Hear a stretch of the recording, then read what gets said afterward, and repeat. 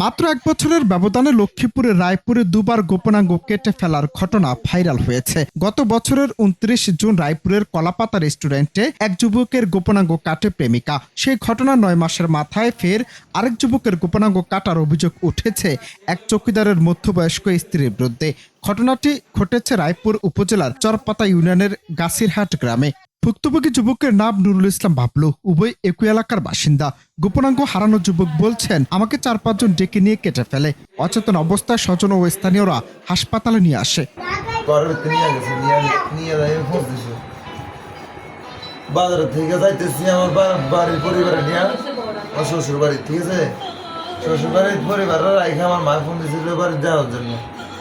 আমি যাইতেছি বাড়ির দিকে, ওদের বাড়ির একদম বরাবর আসছি না রে, ৪-৫ জনে আমার ধরিয়া লেগেছে না, পাতা করে দৌড়িয়ে আমার ঘরের ভিতরে ঢুকালেছে, ঢুকাই মোস লাগাই দিয়েছে।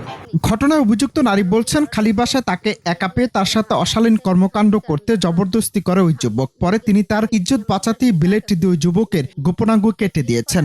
আমি বাজারতে আইসি, আমার স্বামী বা বাজারে ছিল, তখন আইসি আমি বাজারটা ঠিক মতন করলাম, ঘরে আমার দিলাম, আমার দিয়ে অনেকটি পোলা ফাইনের খাওয়াইলাম, সতর্ক মতন করলাম।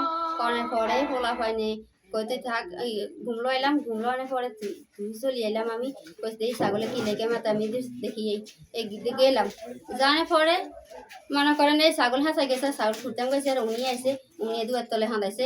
দুয়ার তলে হাঁদানোর পরে আমি অনেকটা করছি, কই জানগিন উনি যায় না, উনি আক্রমণ করলো আর কি। করানোর পরে আমি উনি কইছি চলে যান, চলে যায় না। পরে আমাকে জড়াজড়ি অনেক কিছু করি, পরে আমি অনেক দ্রুত করছি আর কি। দ্রুত পরে আমি বিলেট দিয়া দিছি।